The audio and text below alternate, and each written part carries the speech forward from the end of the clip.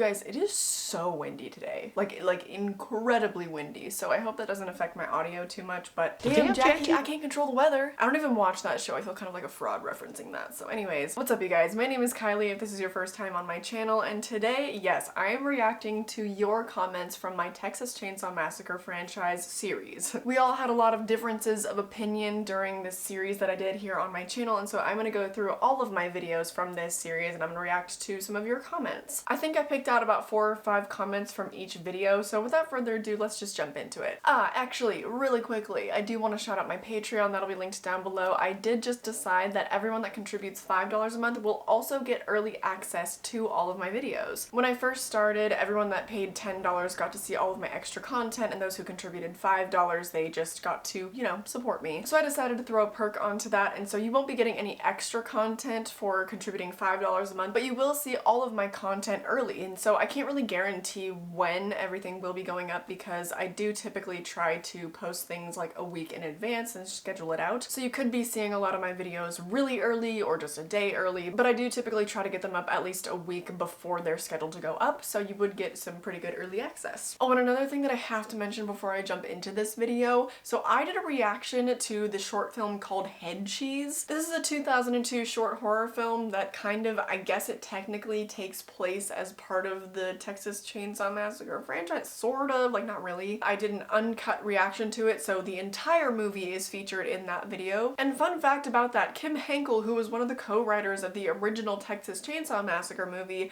did work on Head Cheese. A very weird experience, like one of the weirdest movie watching experiences that I've ever had. So I think it's worth checking out if you want to join my Patreon. The whole uncut thing is on there. Anyways, alright.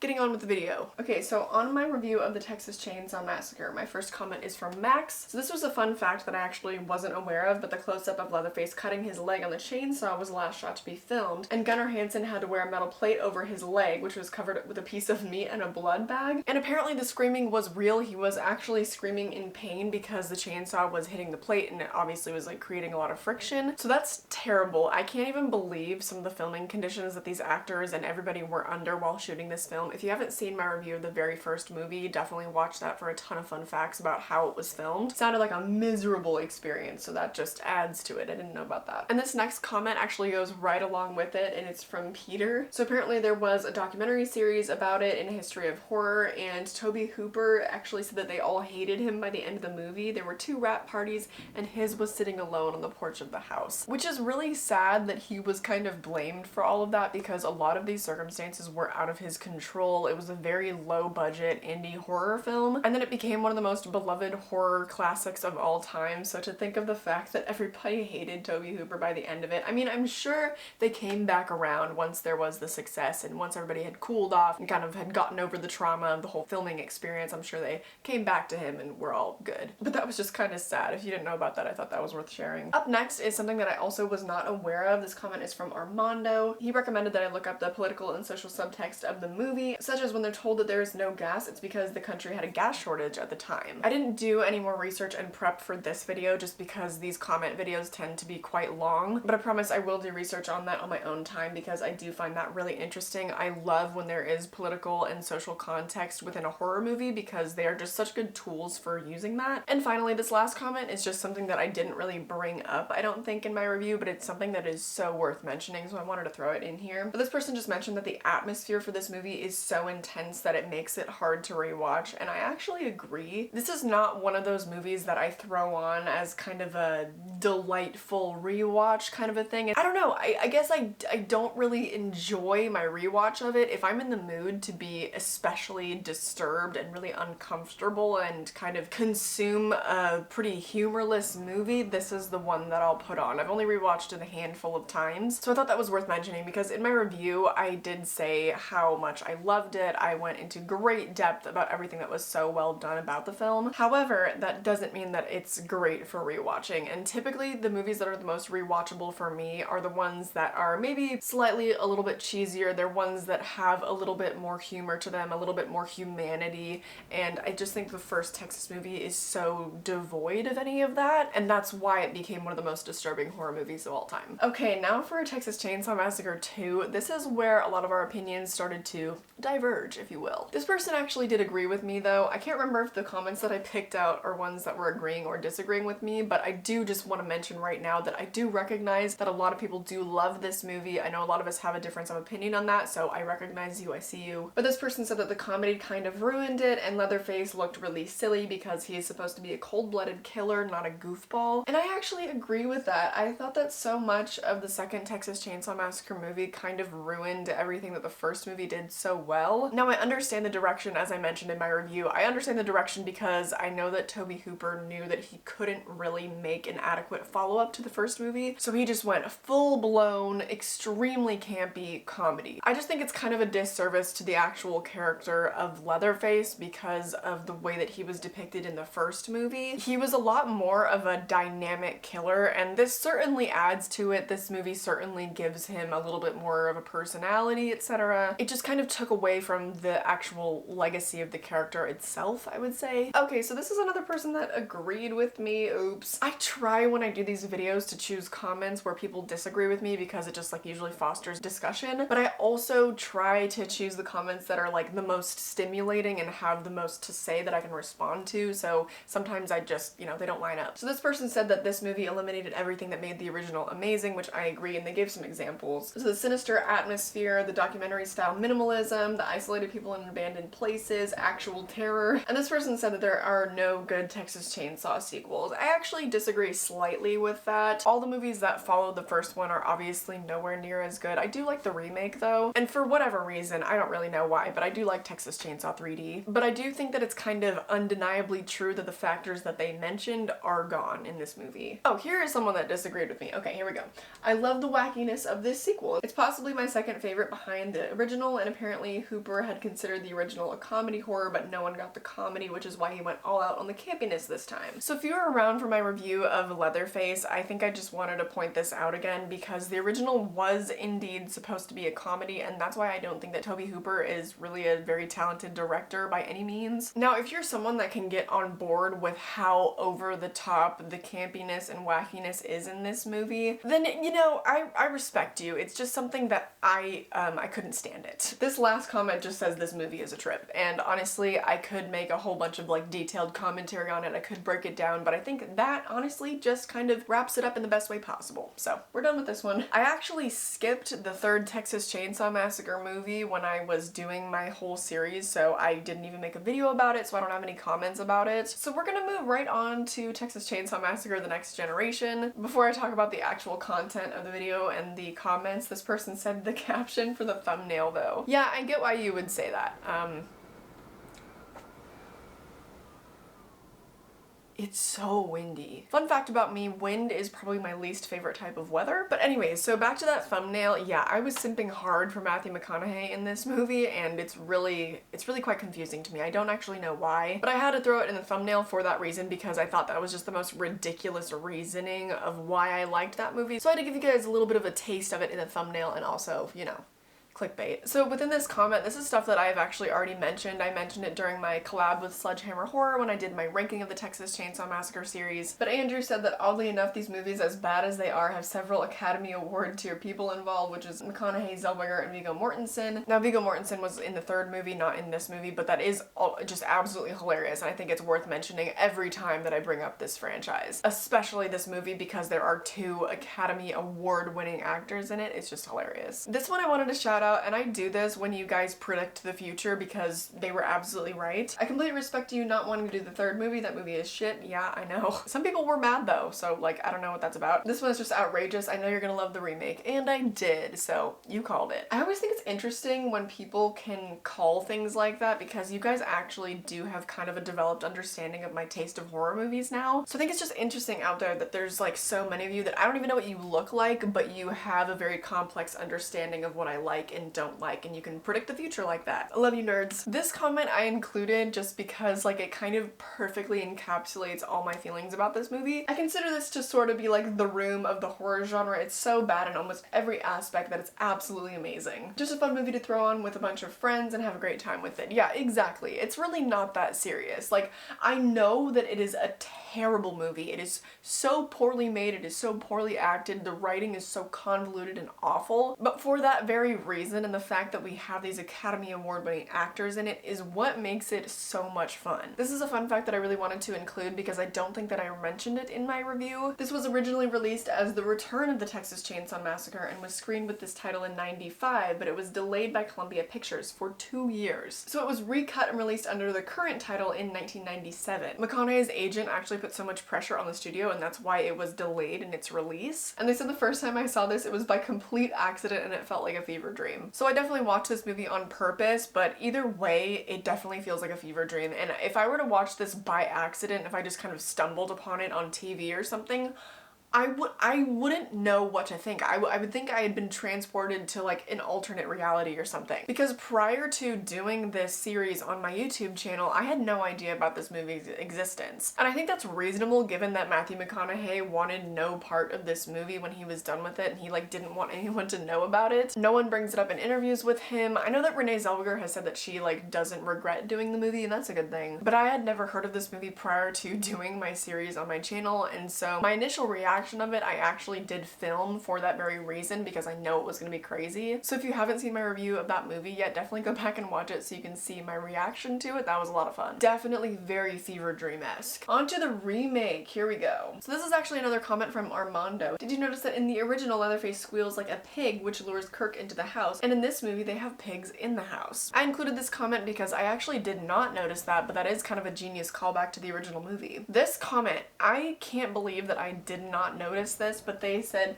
did you notice the little boy is the same actor who plays Aiden in The Ring? He's so good. And in my review, I literally said that the little boy was so good. I thought he was a really good new element that they brought into the remake. And I didn't even notice that it was Aiden from The Ring. And I love The Ring. Like, that is probably my favorite horror movie of all time. And so the fact that I didn't recognize him, I mean, maybe that's kind of a testament to how good the hair and makeup department was, or the special effects department, because he was all covered in dirt. He had like fake teeth and stuff. He looked like a completely different little human. So, I mean, I kind of get why I didn't notice, but I'm also a little bit ashamed of myself. This comment had a fun fact that I just was not aware of. So this movie was directed by Marcus Nispel, who also directed Friday the 13th in 2009, the Friday the 13th remake. So it stands to reason why the cinematography was so masterful. And I agree, because even though I really did not like that remake, I thought it was just kind of trashy, I will say that the cinematography was really good. And it was amazing as well in the remake, but I do want to point out that it was the same cinematographer from the original Texas Chainsaw Massacre, and that's probably why it was so great. I don't think it had too much to do with the director, and it's kind of a wonder that I ended up loving this movie so much when the Friday the 13th remake was just awful. So I don't really know how much this movie having that director played into my enjoyment of it, because I think it was mainly like the writing and the cinematography of it and the acting, because the Friday the 13th remake was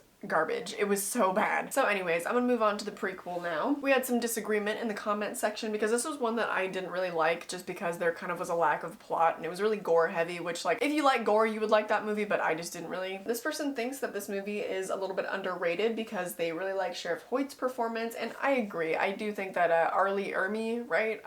I mess up his name so many times in my first review. But anyways, the ending was surprising and the soundtrack was impressive. All in all, I don't think that this one is as bad as the other awful entries, and that's true. This one is definitely better than a lot of the other ones. However, in terms of my enjoyment, it definitely fell lower on my ranking list, and there were some others that were more like objectively poorly made, but I just enjoyed them more. So I get what you're saying. I do think that the performance of Arlie Ermey definitely is a standout, and the ending, I kind of have to disagree, just because I don't think it's very surprising, because it is a prequel, so I don't want to spoil it right now for anyone that hasn't seen it, so just never mind. Yet another disagreement. This one said this is my favorite in the series, mainly for the gore and Jordana Brewster. That's completely valid. She's really hot and her performance was pretty good. And like I said, if you like gore and you don't really need a good plot, then you would like this movie. So I get ya.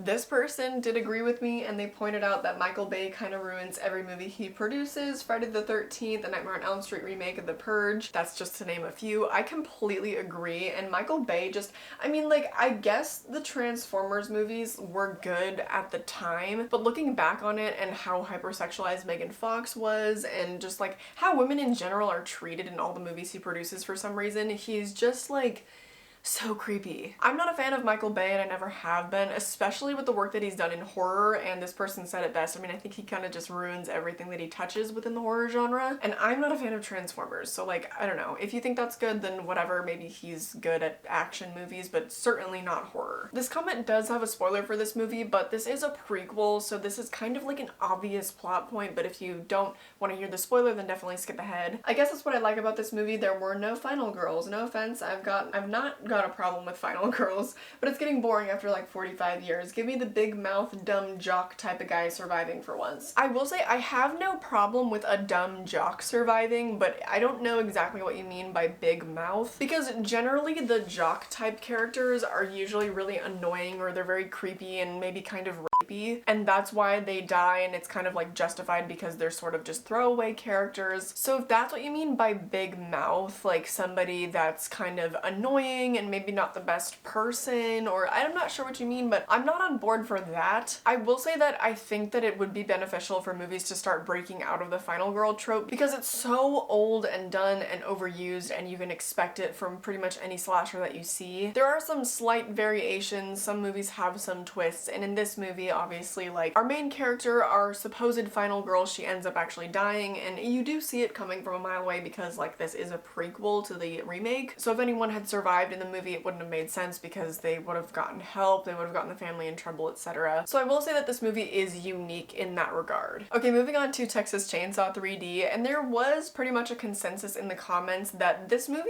it's not as bad as you would think it is. It's not a well-made movie, it's not well acted, the timeline is awful, but it is kind of a guilty pleasure. So this is something that I did not mention in my review, but it is a pretty big plot point that I just completely glazed over. Whoever made this film did not pay attention to the timeline. It was set from 1974 to 2013, so Heather's character would have been about 40 years old, not in her early to mid-20s. Obviously, Alexandra Daddario's character was meant to be about 40 years old, so the timeline of that movie makes no sense, and that's something that I didn't even mention at all in my review, but I definitely should have because that is a huge plot hole. This person also mentioned something that I kind of failed to bring up during my review. Do you think Alexandra's character in the movie was just oblivious as to why both her boyfriend and her friend were coming out of the barn together? Or here's my best interpretation of that moment. So they were in the barn being terrorized by Leatherface, right? And then Alexandra's character was in the van and she comes rolling up. So despite the fact that her boyfriend and her friend were kind of in minimal dressing, they weren't wearing very much clothing,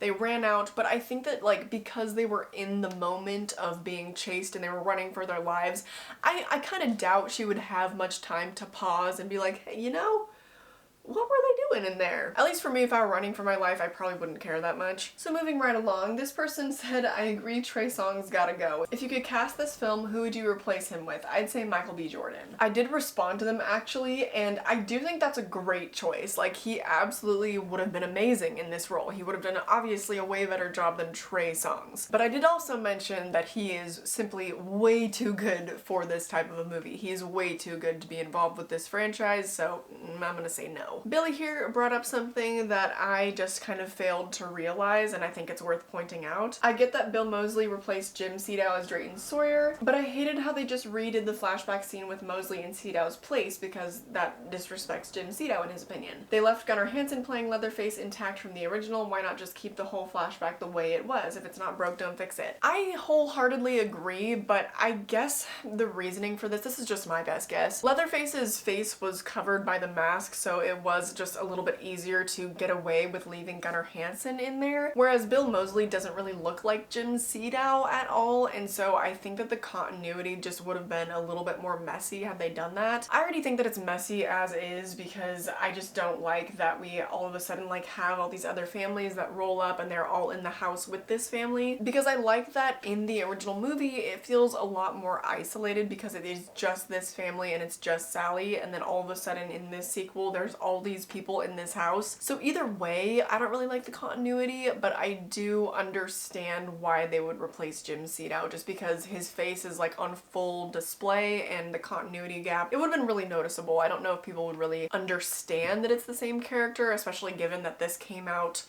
what, 40 years after the original, right? So obviously there would be a lot of new people in the audience that weren't familiar with the original, so I think that's why they did that. Okay, this next comment took me out. This has nothing to do with the video, but you need the Lord Jesus Christ for salvation. So naturally, I thought this was a joke, so I just replied, ha ha ha ha, and this person said, you are in darkness and you laugh. Jesus loves you. I just want to make it very clear that I thought that you were joking because first of all, you like don't know me, like why would you say that to me? So second of all, just rude, okay? And third, I would say I'm a pretty good person. I really don't need a magical sky daddy to like guide me or whatever, so I'm good, but thanks. That was by far maybe one of the weirdest comments that I've ever gotten, so we're just gonna leave that there and we're gonna move on to Leatherface. So I didn't really have much positive to say about this film other than I thought that it was cool the way that Leatherface's face got deformed. But Billy said that the acting is decent and he loves the character of Clarice. She's a badass and a hell of a brutal killer. Yeah, that's fine, sure. I'll give you that. I didn't really like the acting, but it was pretty... what was the word I'm looking for? I don't think that they held back. I mean, at times it might be seen as kind of over the top acting, but I do think that the actors really did put their all into these roles. I mean, I myself personally was bored, but these characters did come across as extremely unhinged. And you know, I'll say that they were effective in that way. Daniel said that the person that they picked to be Leatherface in this movie made no sense. I don't want to give any spoilers if you guys haven't seen that movie yet, but it's really not worth seeing, so do I care about giving spoilers? I won't. But yeah, if you ever see the movie, they kind of set up this perfect character to be Leatherface, and then they kind of try to do this whole plot twist thing, and it's just kind of a disaster. It's kind of stupid. And if it's supposed to be a true prequel to the original 1974 movie, it's terrible. It's a stupid choice. This person said, okay, one, I didn't know anything about this until a year after it came out, and when I say I didn't know anything, I mean literally nothing. I never heard any rumors about a new one coming, never saw a trailer, nothing. And same, I literally did not know that this movie existed. Now after having seen it and done my research on it and having filmed the review and everything for it, I feel like there's kind of some sort of inkling in my mind that I had heard of it way back when and I was like kind of excited for it, but I don't actually have any solid memories of hearing of that movie before doing this franchise series, which I don't really understand. Let me look up the budget for it. Okay, I can't even find the budget, so that might mean that it had a really low budget, but I'm really not sure. I don't think that it did. They had Tobe Hooper on as one of the producers, and they had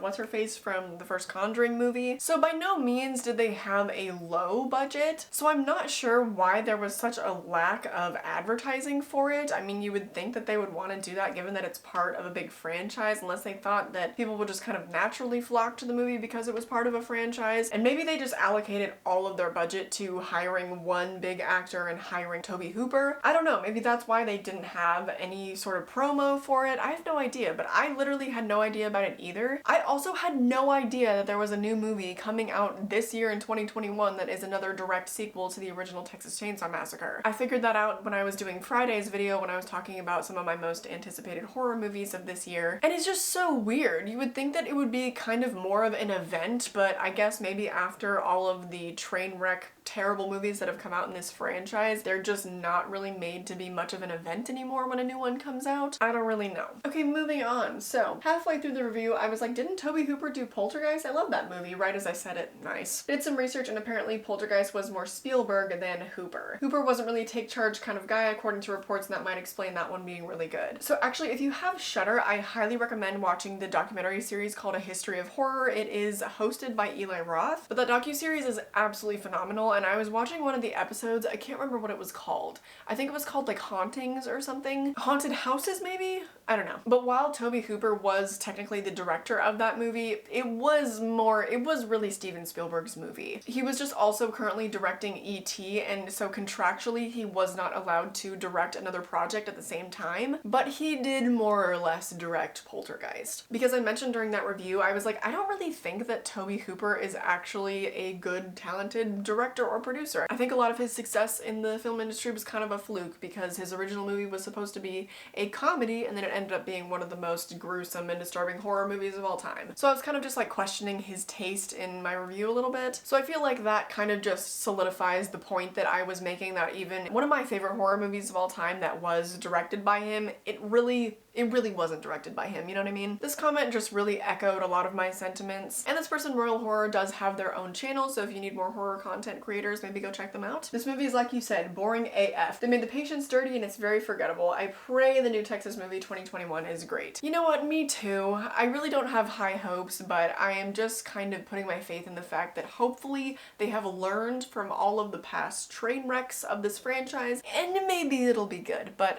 I don't know. I'm not gonna get my hopes up. And last but not least, yet another person that also has their own channel if you want to check it out. The Willmeister said, a great review as usual, but I do challenge you to watch one more Tobe Hooper movie, Stephen King's Salem Lot. It's the scariest movie I've ever seen. It was directed by Tobe Hooper, and there's no gore in this one. I'm down. Challenge accepted. I do have a lot of my content planned out for the next several weeks, so that probably won't be for a while. Maybe I will do that for my Patreon or something, so we'll see, but I am definitely interested in that, especially if it is a Stephen King adaptation, so you have my word, I will check it out. But that does it for responding to my comments from the Texas Chainsaw Massacre series. I hope that you enjoyed, and I do want to thank all of you guys for leaving so many good and insightful comments on all of my videos. I really do see you guys, and I appreciate it, and I try to respond to as many as possible. And I like making these videos because I feel like some of these comments need more recognition than me just like leaving a little heart and being like, you're right. I hope that you guys join me on Wednesday because I will be doing the same thing but for my Child's Play series. But in the meantime, maybe check out some of the other series I've done, and like I mentioned earlier in the video, definitely check out my reaction that I did to Head Cheese. That was super weird. Also check out my vlog channel, my social media, everything. That'll be all linked down below. I hope that you enjoyed this video, and I hope I catch you in the next one. Bye!